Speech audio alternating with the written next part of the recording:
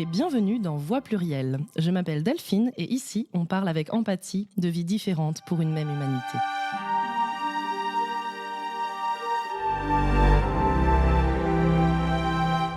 Aujourd'hui, je reçois Vincent Lecomte et on va parler ensemble de TOC. Hello Delphine.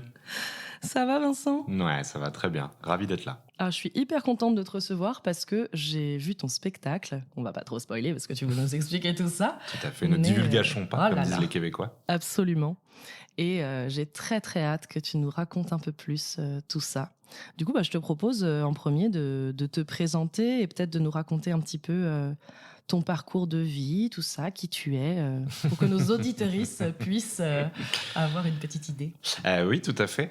Moi, je travaille principalement dans le domaine artistique et plus spécifiquement dans le théâtre. Et dans ce joyeux univers, je suis un peu multicasquette. Je suis principalement comédien, mais ça m'arrive aussi d'être metteur en scène. Brillant. Arrêtez, vous me flattez. Voilà, je suis aussi conteur, j'ai mon recueil de contes personnels, je suis formateur en improvisation théâtrale principalement. Je peux aussi écrire, des fois on me paye pour écrire, c'est toujours avec une grande joie, voilà, j'aime beaucoup écrire. Voilà, donc j'ai un peu comme ça plein de casquettes et c'est très chouette parce que du coup, mes semaines ne se ressemblent jamais. C'est l'intérêt de l'intermittence du métier de comédien, comédienne, n'est-ce pas ? Tout à fait. Mais voilà, après, il y a des gens qui sont plus ou moins spécialisés, mais moi, j'aime bien justement, faire une semaine en tant que metteur en scène, puis une semaine en tant que comédien, puis une semaine à travailler sur de l'écriture. Voilà, j'aime bien cette diversité. Ça me convient très bien. Et c'est vrai qu'on ne s'ennuie jamais avec toi, Vincent. J'espère. Je confirme, en tout cas pour ma part. Et du coup, tu as accepté de venir nous parler des TOC. Alors, dit comme ça, c'est un petit mot de 3 lettres qui peut être finalement... une onomatopée presque. Oui, c'est vrai. On pourrait se croire dans un dessin animé. Tout à fait. Bah oui, TOC, un sigle pour trouble obsessionnel compulsif. Voilà, un trouble mental dont je suis atteint depuis... Je pense que l'apparition des premiers symptômes, c'est à peu près à l'adolescence. Voilà, bon, on va l'évoquer évidemment, mais il y a eu tout un voyage personnel vis-à-vis de ce trouble mental avec des années très difficiles et aujourd'hui ça va beaucoup mieux. Voilà, c'est un peu le jour et la nuit par rapport à ce que ça a pu être, mais ils sont toujours là, ils sont toujours présents dans ma vie. Mais ils font partie de toi. Tout à fait. J'avais vu une image assez belle une fois sur Instagram d'une femme qui alors c'était plutôt sur la dépression, mais en gros donc il y avait avant où il y avait vraiment un énorme oiseau hyper imposant, hyper menaçant qui était perché sur son épaule et après il y avait la deuxième image, c'était maintenant et l'oiseau était toujours là, mais il était devenu tout petit sur l'épaule et presque mignon ou mignoble, à la fois mignon et ignoble. Et en fait, j'aimais bien ce que ça disait que bon, ça aussi on va en parler, mais que parfois si on veut absolument guérir, c'est-à-dire que si on se dit bon, mon trouble mental il va complètement disparaître, on se fixe un objectif qui sera presque peut-être inatteignable. Et l'essentiel, c'est surtout de vivre avec et de faire en sorte que l'oiseau très menaçant devienne un petit oiseau perché sur l'épaule, qui est là quand même, voilà, qui fait partie de nous, mais qui au moins nous écrase plus ou en tout cas beaucoup moins. Et voilà, les TOC sont toujours là dans ma vie, mais c'est plus un petit oiseau maintenant qu'un gros corbeau terrible. Et que tu connais du coup sous toutes ses coutures, cet oiseau. Oui, parce qu'effectivement, comme j'ai voulu, comme tu l'évoquais, faire un spectacle, un seul en scène qui s'appelle En main propre sur les troubles obsessionnels compulsifs, ça m'a amené à beaucoup d'introspection sur ma propre histoire, mais aussi à beaucoup me renseigner sur ce trouble. Même si je commence le spectacle en disant que je suis pas docteur en psychiatrie et que l'idée c'est pas du tout de faire une conférence, de fait, j'ai accumulé pas mal d'informations.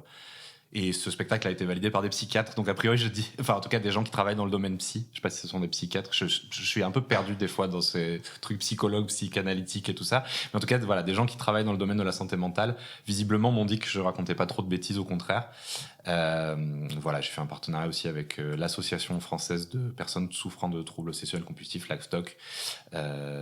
Et c'était très, très fort parce que du coup, il y a beaucoup de bénévoles et de membres de cette association qui sont venus voir le spectacle. Ça a occasionné des moments de commune humanité très, très forts avec des débriefs chargés à la fin des spectacles. Mais ça, pareil, je pense que j'aurai l'occasion d'en reparler. D'en reparler, exactement. Mais en tout cas, je pense que c'est très important ce que tu fais parce que c'est vrai que si on se connaît soi-même, c'est la meilleure façon aussi de pouvoir vivre avec quelque chose qui ne va pas spécifiquement disparaître, effectivement.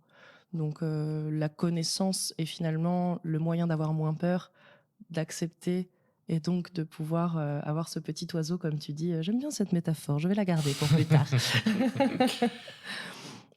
Et donc aujourd'hui, tu viens nous parler sur Voix Plurielle de tout ceci pour, encore une fois, participer à toute la communication que tu fais déjà sur ce sujet. Et on te remercie énormément. Je pense que c'est très important de pouvoir avoir des gens comme toi qui osent prendre la parole pour parler de divers troubles ou même de problématiques qui ne sont pas forcément ouvertes et pas forcément simples d'accès au grand public.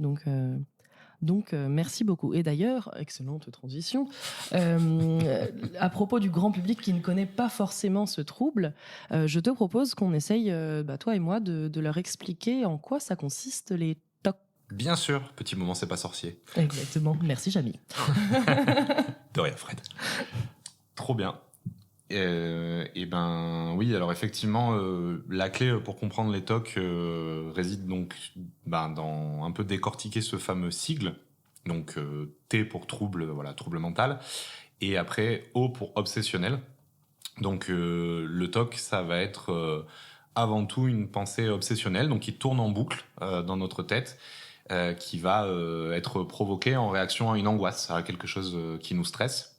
Et la source de l'angoisse donc va vraiment tourner en boucle dans notre tête, donc comme une obsession, et va très vite nous pousser à effectuer donc cette phase compulsive, donc le C, la deuxième phase, qui consiste en un rituel. On pourrait presque parler de rituel conjuratoire. Il y a presque quelque chose de magique dans ce processus-là.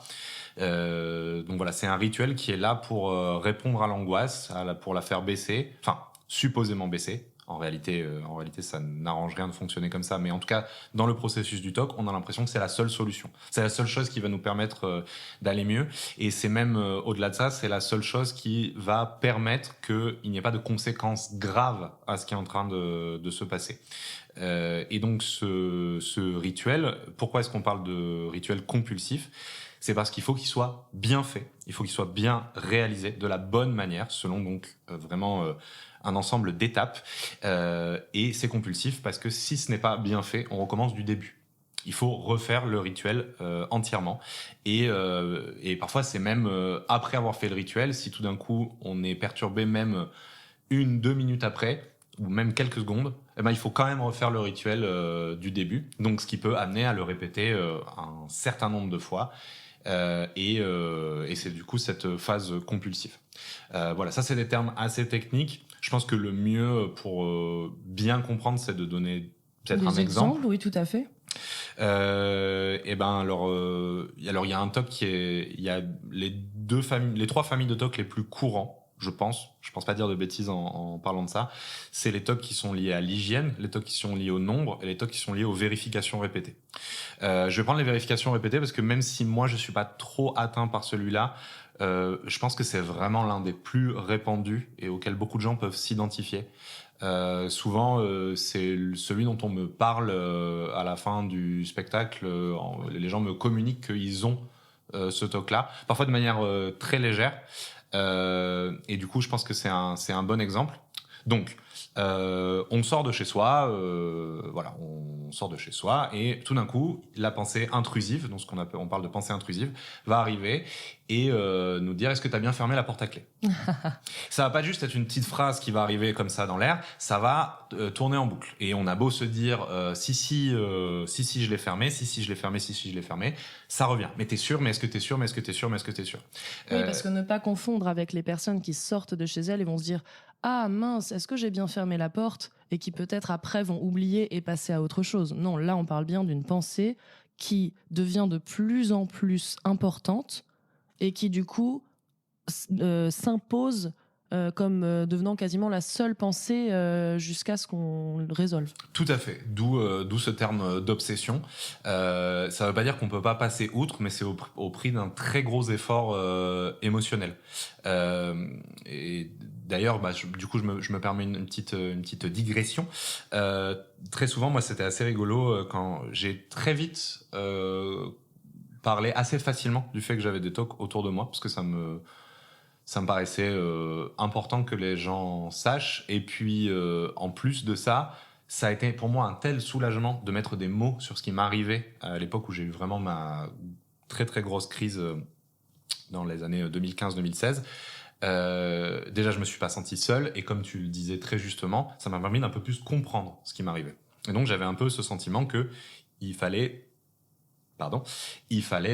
c'était important aussi d'expliquer aux gens, voilà, en fait, c'est ça qui m'arrive, et voilà pourquoi je me comporte de telle manière.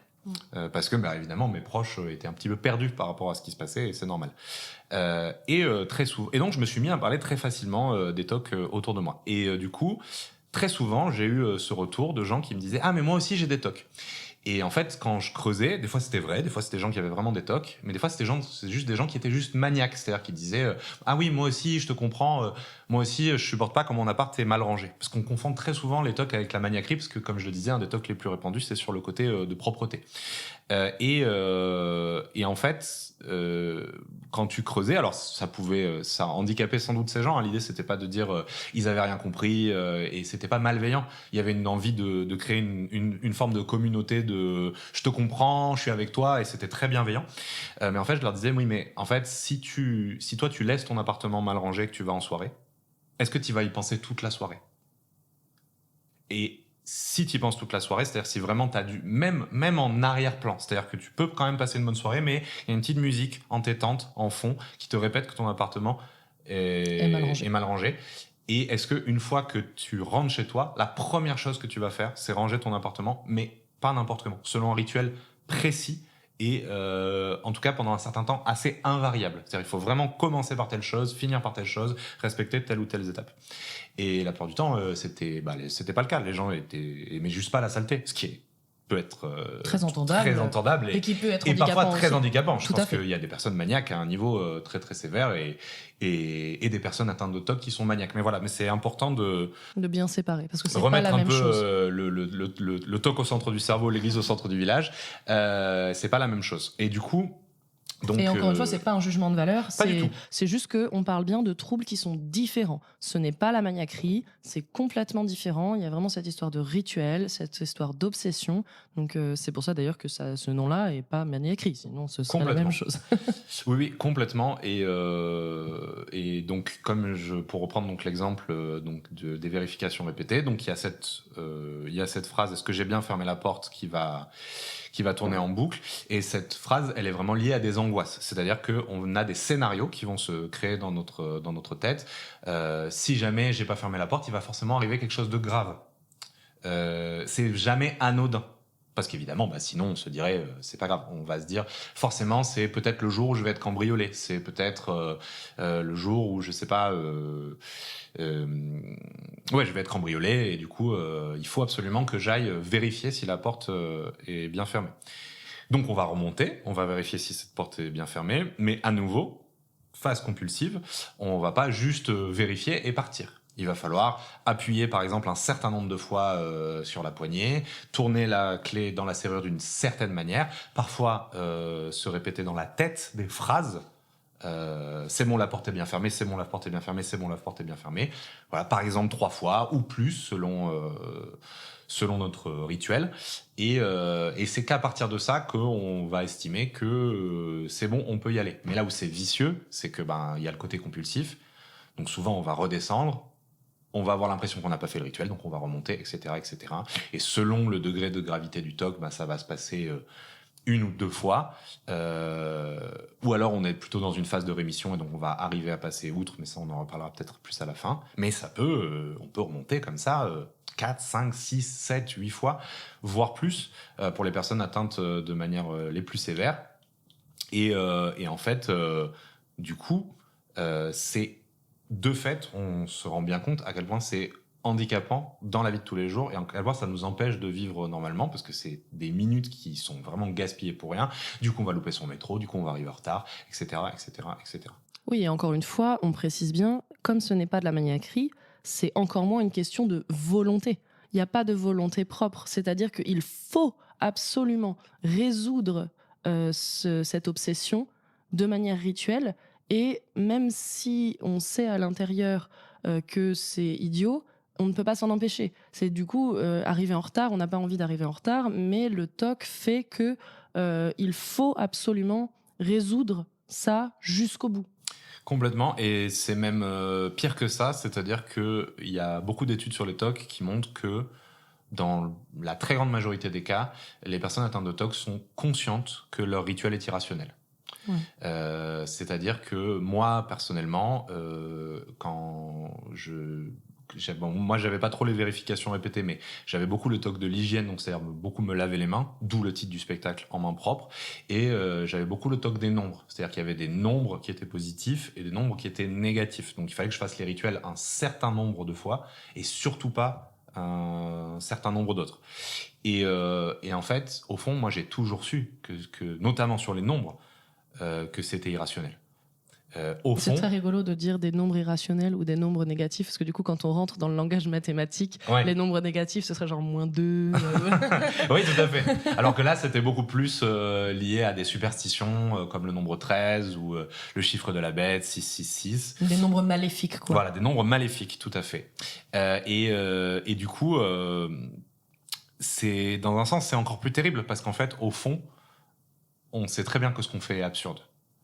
Donc non seulement ça nous pollue la vie, mais en plus, au fond, on a la conviction que c'est complètement irrationnel de répéter 3 fois dans sa tête une formule magique qu'au fond, on sait que si on la fait pas, il va rien arriver de mal. C'est un petit peu comme une addiction, en fait. Ouais, complètement. En fait, on peut pas s'en empêcher.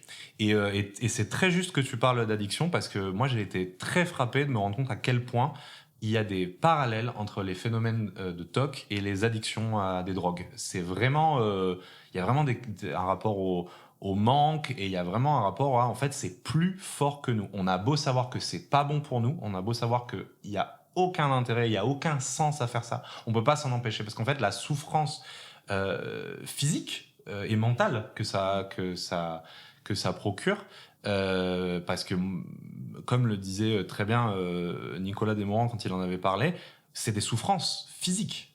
C'est physiquement que ça nous fait mal.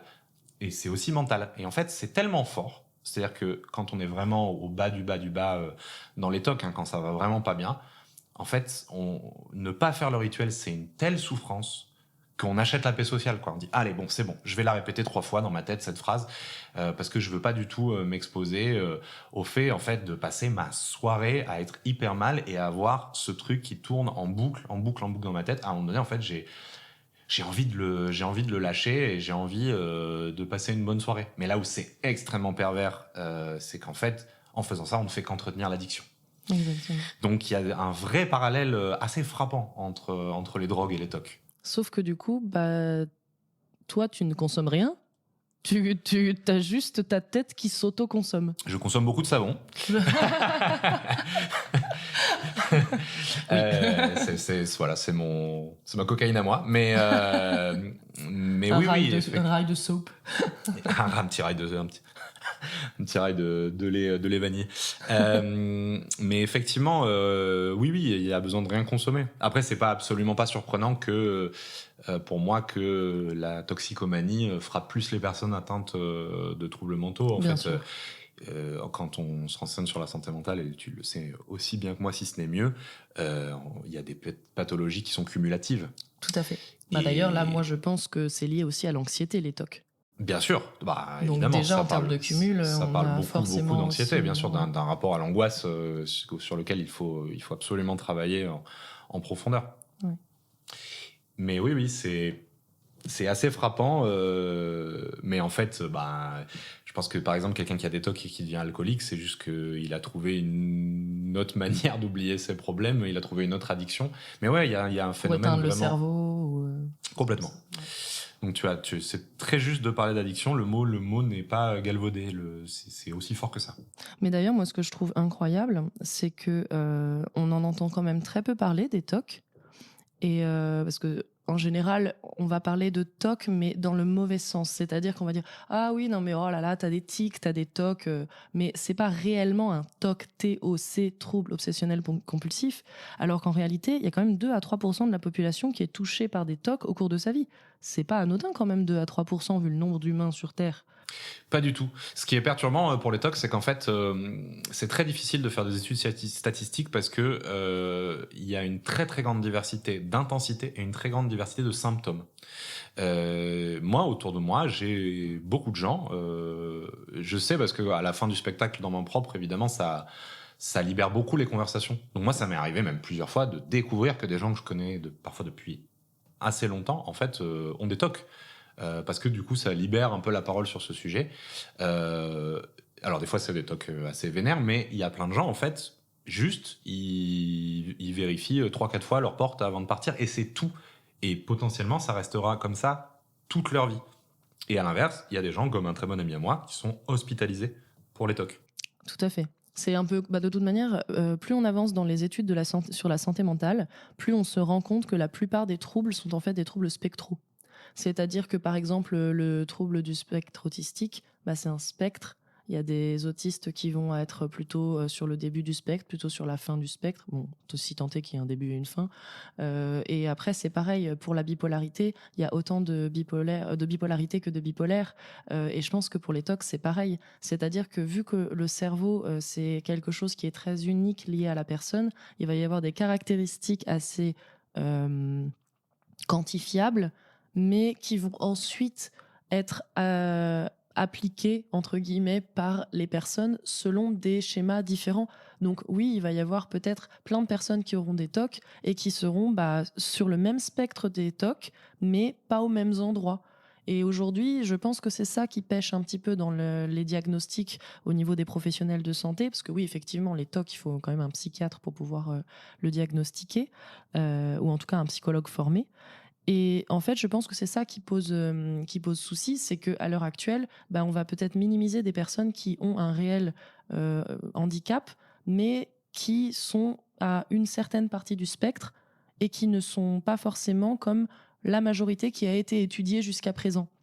Parce que quand tu me dis la personne qui check 3 fois sa porte, peut-être qu'en fait, ça lui fait un poids et que c'est lourd, même si c'est juste, entre guillemets, de la vérification 3 fois. Mais si elle le fait que 2 fois et que ça lui fait une anxiété monstre parce que la 3e fois n'a pas été faite, ça reste aussi handicapant, même si c'est juste une histoire de 3 fois. Ça reste dans le même type de handicap. Après, effectivement, si une personne a vraiment des répétitions encore plus lourdes ou encore plus de types d'obsession, effectivement, on n'aura pas les mêmes ressentis. Mais ça reste quand même intéressant de pouvoir prendre en compte toutes les personnes qui ont des difficultés face à ça.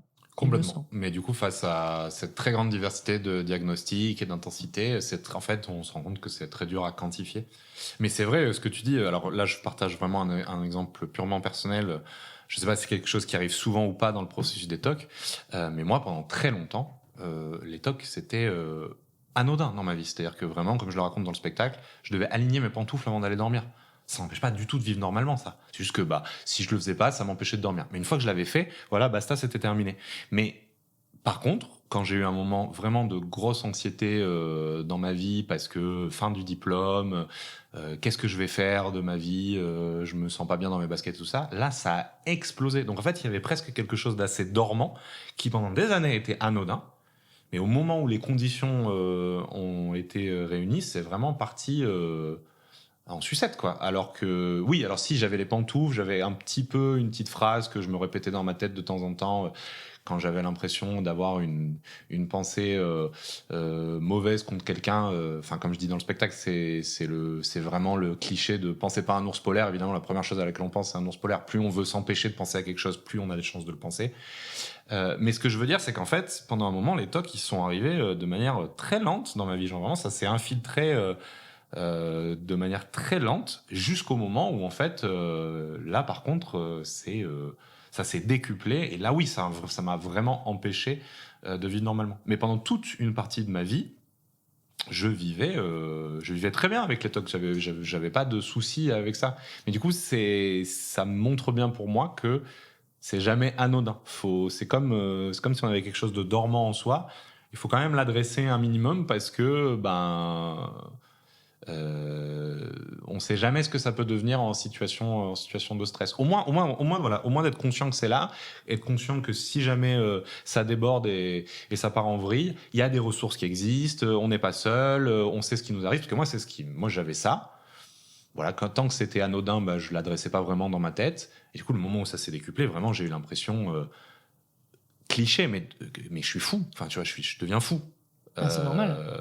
Parce qu'on est dans une société en fait qui ne nous forme pas, ne nous éduque pas à écouter notre mental, prendre soin de sa santé mentale. En fait, on n'est pas du tout dans la prévention, on est uniquement dans le traitement. Et du coup, vu qu'on est dans le traitement, on ne traite que des symptômes visibles.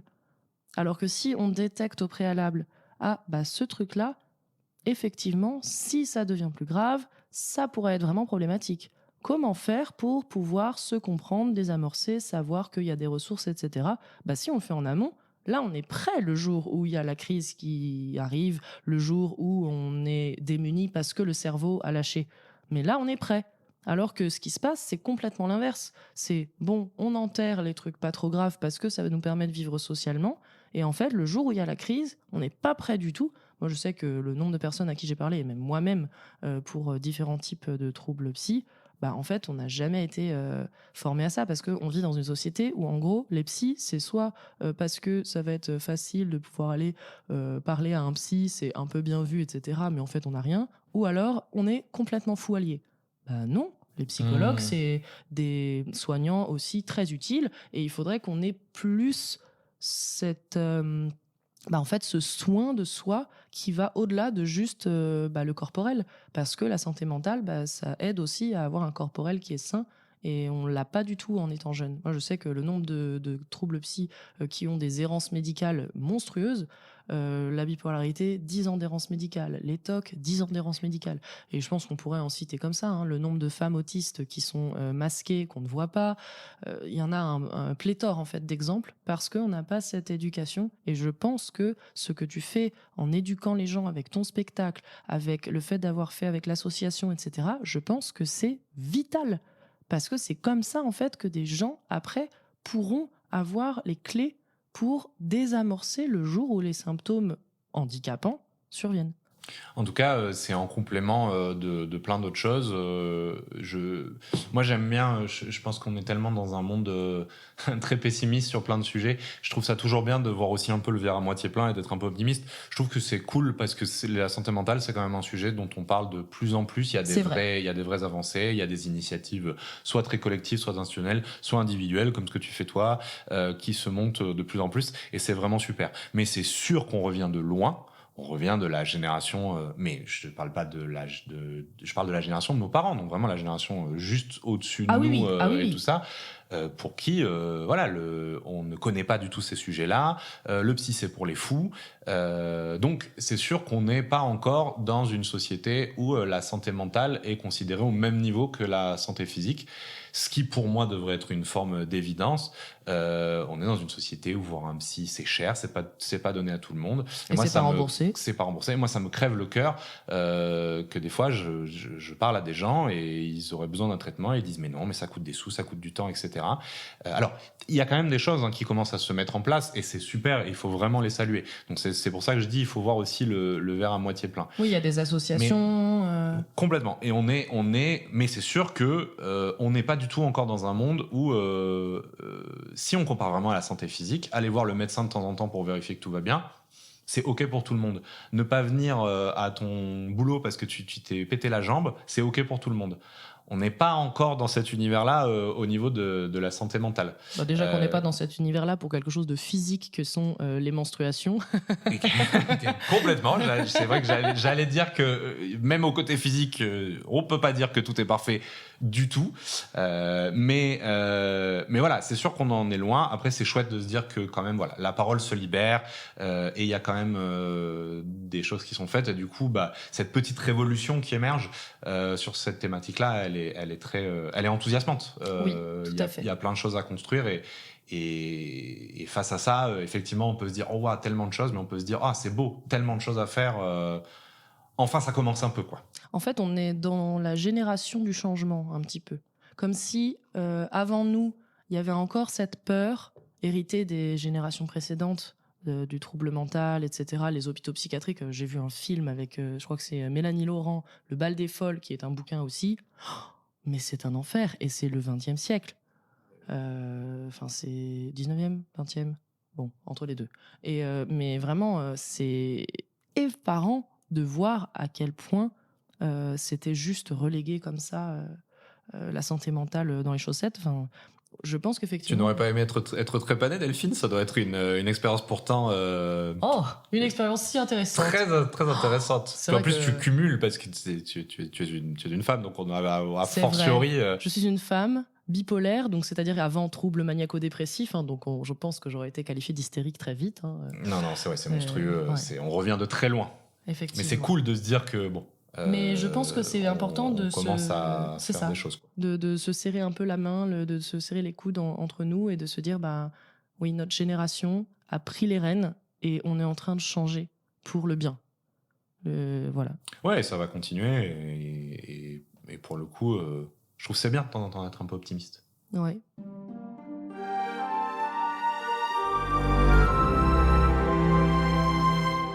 La semaine prochaine. Je pense que après, ce serait intéressant de pouvoir justement parler un petit peu de ce qui se passe maintenant, au quotidien. Comment tu fais, toi, pour vivre avec tout ça, avec ces tocs dans le monde d'aujourd'hui, les répercussions que ça a sur ton quotidien, par exemple sur ta vie personnelle, professionnelle, sociale, émotionnelle, parce que c'est quand même des sphères qui touchent beaucoup à ça, quand on disait perdre du temps à répéter plein de choses. Donc... je suis à ton écoute, Vincent. Ce podcast vous a été présenté grâce à la solution de diffusion de podcasts Castopod.